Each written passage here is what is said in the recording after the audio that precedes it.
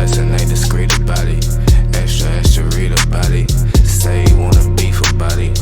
We gon' come and see about it. Flexing ain't discreet about it. What is up, everybody? Welcome back. Outlier Podcast again. This is number 4. So today, this is actually going to be brief. We'll try. But I wanted to talk about new housing and how it kind of plays into our inventory issues, factors of cost, and reasons why people aren't moving, kind of all that kind of stuff. So, everybody's aware that we're in a real estate crisis in terms of lack of necessity, or the lack of supply to the demand that's required for the housing. And I said that in a weird way. Not enough houses out there. And there's a lot of factors in that. Obviously, the lower interest rates for the last couple of years are a big part of that. But there's also new builds and the cost of new builds and what these builders have to do to make enough money on these new builds, which again is making it harder for the average person to afford them. So there's just a big things that feed into each other. So let's just get into it. Yep. Start off with the first one. So how many houses do we need to build a year to keep up with the demand, right? That's the question we ask. So this is from the Michigan Business.org. So Michigan's statewide housing plan estimates that 75,000 new homes need to be built every year just to keep up with the demand. Yet the Home Builders Association of Michigan, HBAM, estimates only 17,000 new home construction permits will be issued by the end of this year. And this was in 2021, I believe. So it's a little older article. So 75,000 homes, okay? Can you go ahead and pull up how many homes were actually built? We have 2022 numbers because we just got done with 23, so those numbers aren't officially in yet. Is that second link? It should be, yes. Maybe not. New home construction permits down 21% year to date in July. There you go. Yep. So with that said, I dug into this a little bit more, and there was roughly 16,000 homes that were built in 2022. Far off from that 75,000. Why is that? Why do you think? Even before we get into the... I mean, cost, obviously, is going to be my main factor. I don't know, though. That's the thing, is like, why? Well, think about, I guess, time frame wise. So, I mean, you brought up costs. That's probably the biggest thing, frankly, is just lumber costs, which we'll get into, COVID and supply issues and supply chains. There's a number of things on top of, think about the time involved as a buyer. Like if you come in, it's like, hey, my lease is up in 3 months. I need somewhere to mow. It's like, you can't get a new house in 3 months. Yeah. It takes, best case scenario, about 7 months. Typically it's about a year. So there's just different factors at play, right? So let's get into the next point. So obviously there's a big housing demand. We're not building enough houses. Cost is a big factor in that. And actually the state itself just sucks at building houses. Well, and that makes sense though. I mean, the weather. Weather's a big That's 4 months that you're just pretty much out of commission. So that's, no matter what, automatically it's a year. Versus, everywhere else is like, yeah, you can get it done in 7 months. Here's like, not really. Yeah, you can't go and pour a foundation right now. Yeah, exactly.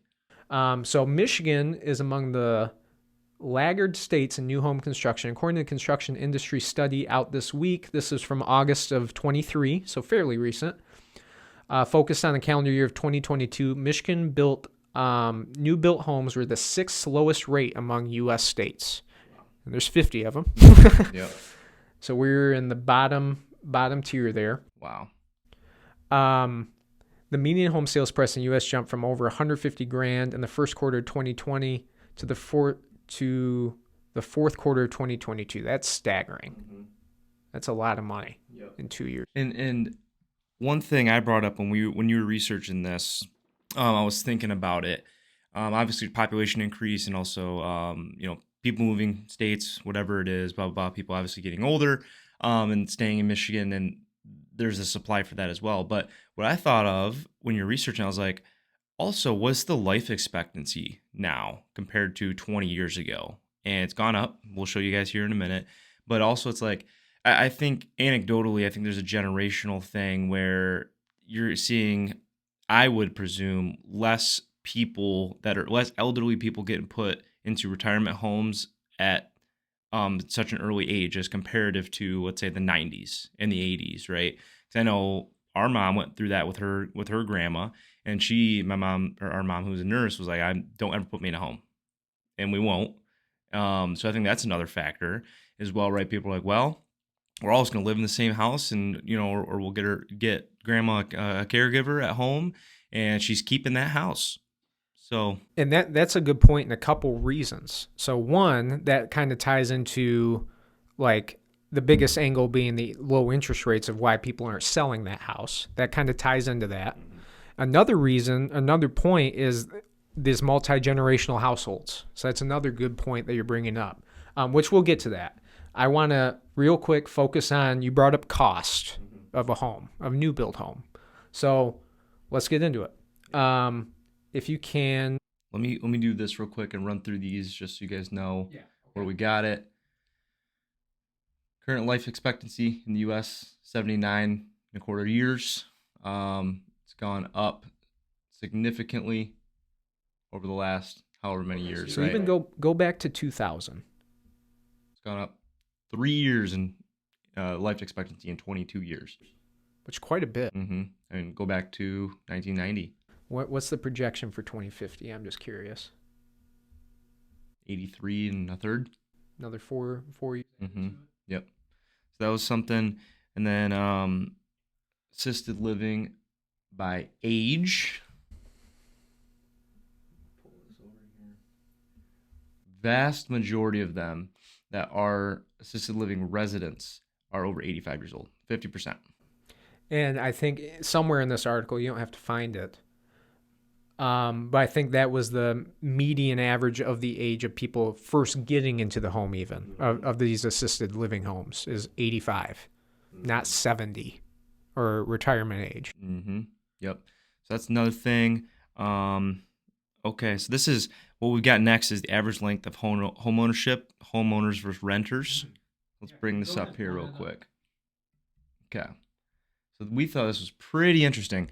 Median duration of home ownership in the U.S. is 13.2 years. And median length of home ownership has increased by 31% in the last 12 years, which is pretty insane. It's pretty staggering. So people own homes 47% longer on average. Oh, that's actually a weird stat.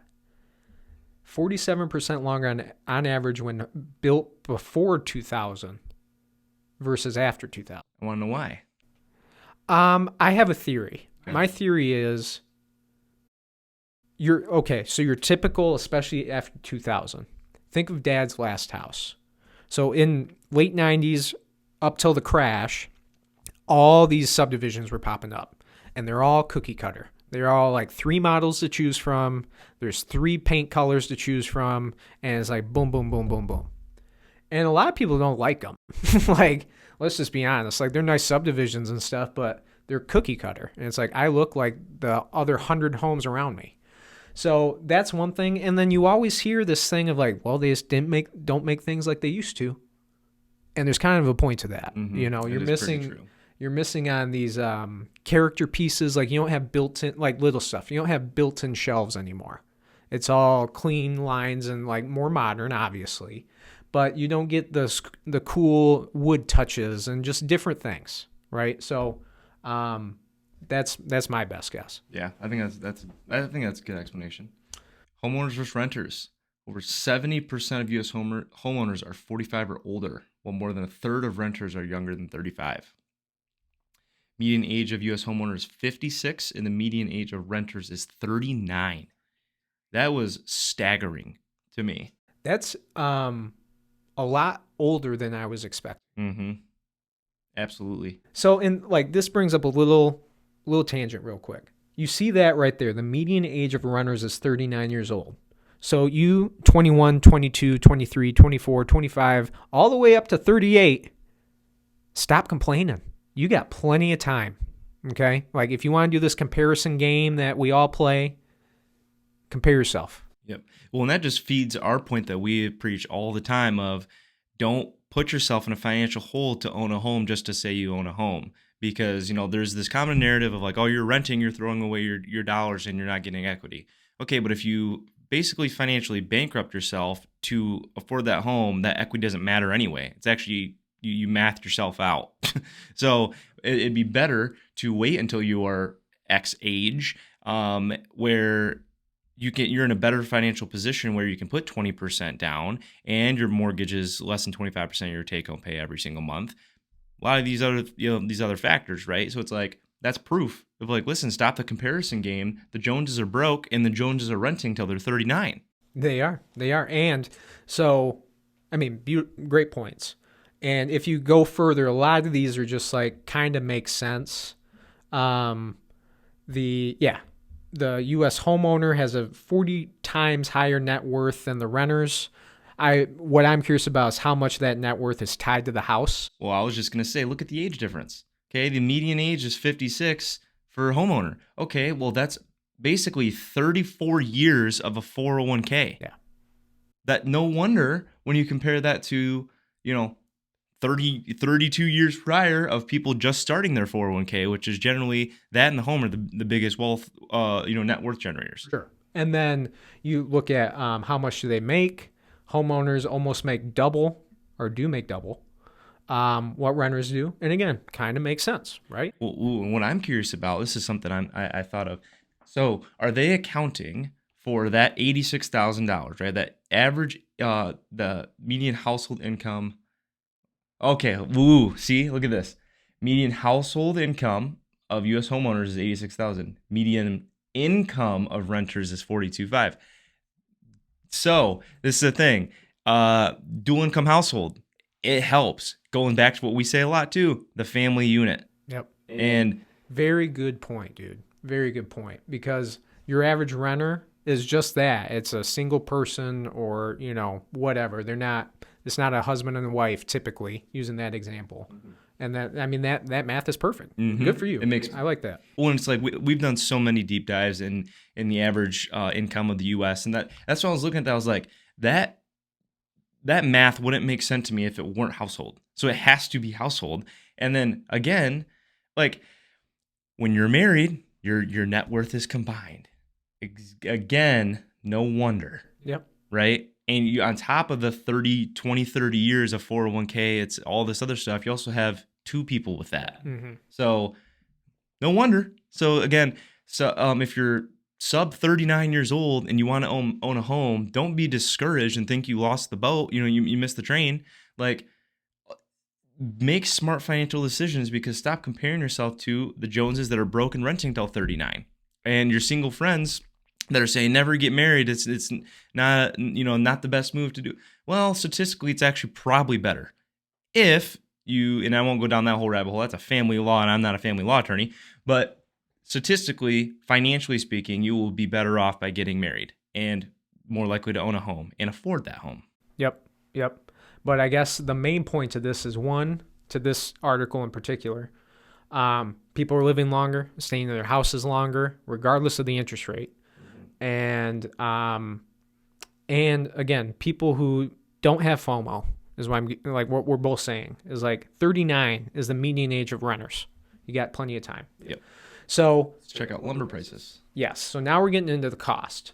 So I'll speak firsthand. And like we all knew in COVID, you can see that big spike on this lumber thing. That was COVID. Yeah, that was 2021, May 3rd. It was about 3 times the cost of what lumber is today, which is over about 3. Yeah, which is insane. Okay, but even today, compare it to pre-COVID. Okay. Yeah, right about there. It's about double today what it was prior to COVID. and obviously inflation's in there and other factors. But obviously things are double the cost, like in terms of building. Right now, double the cost what they were 3 years ago. Okay? And the salaries aren't doubling. Good point. So, on average, which I think you know this because I quizzed you, on average, the typical builder, what is their profit margin? I didn't really know. Honestly, I thought it was going to be higher than what it was. And then, so let's take a guess. 70,000 is how much they'll net profit. Well, let's do percentages. Okay. That's good. That's true. 8%. Okay. See, like you, before I looked at it, I was like, I really don't know. Maybe 20%, Yeah. you know? It's about 10. It's actually lower than I was expecting. A little bit higher than what you just said. But it's like 10 to 15 on the high end, but the average that I saw was like 10. Okay. So tying this into, I've been in one of those for the last few years of why are all these builders building something 500 grand and up? Why can't there be anything in this big window? There's a big, vast vacuum of all these $200,000 to $300,000 purchasers that can't buy a new house. Why? Well, let's look at the math. So, and this is a shout out Bethany Brokaw. She's a local broker out in Davison, and she gave some great insight on this. And I just kind of wanted I couldn't have said it any better myself. So I was like, well, this is about perfect. So to build a 1,500 square foot home, this clocks out about $375. That's low now. Okay, this article is about 2 years ago, I think. So let's get into that real quick. Genesee County, what do you think the cost is per square foot? That's the number we're using. Okay, so let's say 1,000 square foot house. Just put easy math out there. What's the cost per square foot to build? $150. Okay, no. Yeah.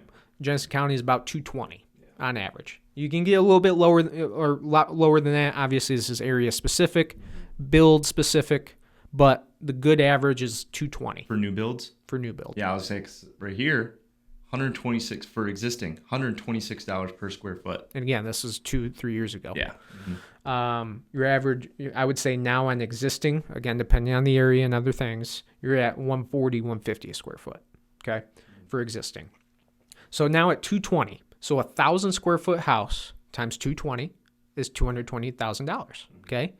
Nobody's building 1,000 square foot houses, okay? So we also did other math. What is the average size of a home in Michigan? 1,800 square feet. Right on. It was like 1,756, but let's say 1,800. Okay? So do the math on that. 1,800 times 220 is? 397. Okay? Or somewhere around there. Yep. 400 grand. Mm-hmm. So what about those $200,000 to $300,000 people? See ya. Okay? So what about Oakland County? Way more. About $250 a square foot. Yeah. Again, you can go higher, you can go lower, but do decent averages. Livingston County. Even more. $260 a square foot. Again, higher or lower. But what I'm getting at and what you can see is it's too expensive. And it's not the builder's fault. That they still have to make their money. They're still only making that 10% margin, right? But for a builder, it's like, okay, would I rather spend the next year to make 10% of $400,000 or 10% of $200,000? Around the same amount of time to build. Right. Right? Yeah. And what was interesting to me, this is just my finance break going to, is I thought it was significantly higher return. Like you, I thought it would be 20+%, right? 11%, that's pretty in line with SP 500 and all these other, general, investments, giving you that probably 10 to 12% return, or 8 to 12%. That was interesting to me. And what's different too is like you'll have the big builders, like you'll have the Pulte's, the Allen Edwins, the Toll Brothers, in which case they have a factory system and they're able to we're going to buy siding for 1,000 homes all at once. So they're able to get this down for them as opposed to your custom guy who's doing all custom orders and he doesn't have hey, pick this layout. It's not like that. He's the guy making 10%, Good point, yeah. So, but again, I mean, the math is mathin' in that most people can't afford this stuff, okay? Mm-hmm. It's not anybody's fault, except it is what it is. Yeah. When you pair that with incomes haven't really risen that much, debt is though. Everybody, consumer debt is massively rising, especially holiday season. We just did on the other podcast about highest level of consumer debt, and the buy now pay later stuff is massively increased. And then so it's like you get the people in the middle who are just getting priced out. The middle class is just completely getting priced out. And again, going back to your 20 somethings who it's not a dual income household. How could you ever afford a home right now, at least? Right. Well, there's a couple things I wanted to quickly touch on too about purchasing a new home. Okay, so there's a couple ways to do it. If you go through a Pulte, the big guys, you can do your typical type of 30-year mortgage with them because they're big enough where they can take on that initial debt to build the house. Versus your smaller guys, you can't do that. They don't have that funding behind them to be like, yeah, we can just take the risk and build it regardless. It doesn't work that way. So with that said, if you don't go with the big cookie cutter people, you're going to spend 20% down minimum. So that, again, wipes out a lot of people. So right now, $400,000 house, you need $80,000 now. Okay. The other thing too is it's the loan starts when the build starts. So you don't get that, you don't live in that house for another year, but you're paying interest. It's typically interest only, not all of them, but most of them, until the construction's done. And then they wrap in the mortgage on top of that now. So what I'm getting at is it's a longer mortgage and typically more expensive than just just going to get an existing home. Okay, I just wanted to touch on that real quick. Now, what can other people do? What can you do? There's alternatives out there. Some not great, but they're there. They're alternatives. Tiny homes is one that we hear a lot, see a lot on social media about. Like, it's so fun. I see the ones of like Home Depot's new little tiny home for, $42,000, blah, blah, blah. And this that you brought up was interesting when you told me about it. So tiny homes has been a rage that happened, probably in the last 5 years. And it's cool. It's a cool idea if you can swing the living in a 200 square foot space. By all means. Shout out you New Yorkers out there. Yeah. You guys are used to it. Yeah, they're paying $3,000 a month for that. Yep. But some areas allow tiny homes, some don't. It's all about the township, city, ordinances, all that stuff. So I don't know how true this is, if things have changed. Forgive me, but this is just the best I could find. Presently, these are the cities and towns permitting tiny homes in Michigan: Kalamazoo, Grand Rapids, Lansing, Traverse City, Dearborn, Ann Arbor, Briley Township. None of those are in Genesee County. None of those are in Livingston County. Ann Arbor's in Washtenaw. You don't have a lot of options. No, you don't. Okay. And thing is, that makes sense as well because those are the bigger cities. They're all the bigger cities. The only one, Detroit, is not on there. But all of the other ones are bigger cities. So they need to allow that, you would think, to allow for more. I mean, the difference for Detroit, though, is like they already have so much vacant homes that need to be bought. It would make more financial sense to buy one of those homes and fix it up probably than buy a tiny home. For sure. And I know Genesee County, Flint, they did a little tiny house community near downtown Flint as a kind of an experiment. And I think the idea was to house homeless and stuff like that, low income.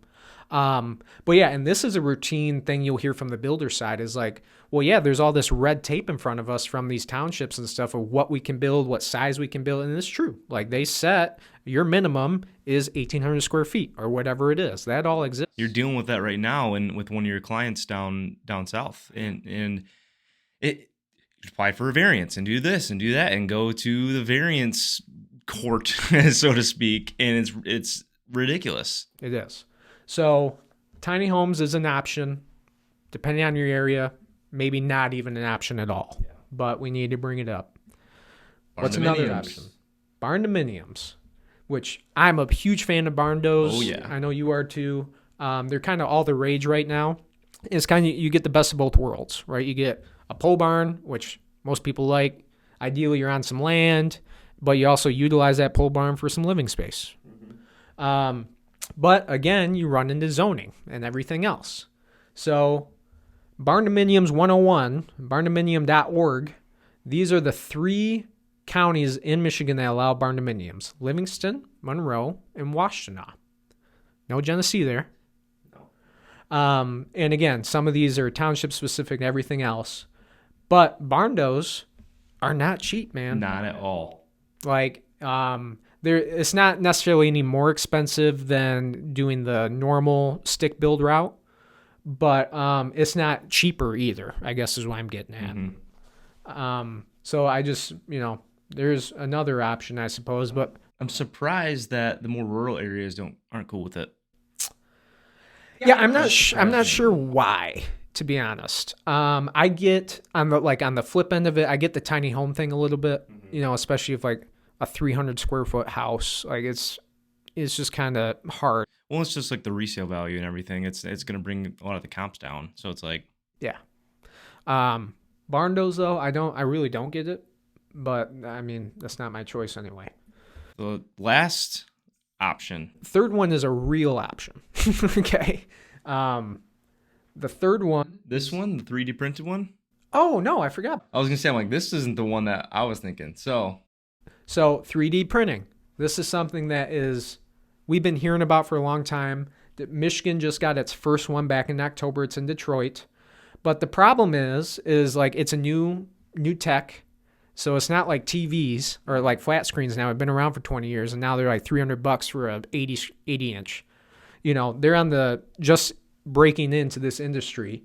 And so we don't need to read the whole article.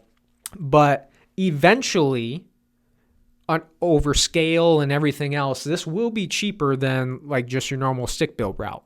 Right now it's not, though. It's actually a little bit more expensive while they figure this stuff out. But it is more efficient. So I will say that. It said like on average, they think they can get their utility bills down to like $80 a month as opposed to like $300 a month. Wow. So that's pretty awesome. But something to watch out for. So the last real option. And we got 3 minutes to stay in our time frame. Yeah. So the last real option, which we have done and are doing right now, is multi-generational household. So this has been popular in other countries, other cultures forever. And us in America, we like our independence and our freedom. So usually it's like, oh, you're 18, peace. But it's kind of changing now. And so a little bit about us, we took 2 households. Technically 3, because I lived in Arizona. True. Technically 3. So it was my parents, me and my kids and wife, and Mav. You didn't have anything to sell. Sold the 2 and bought one big one. And so now we've consolidated 3 people's payments into one payment, and we're all together. Eventually you can save on everything. Just think about it. You're splitting your bills between, for us, it's like 6 people, which would have been 2.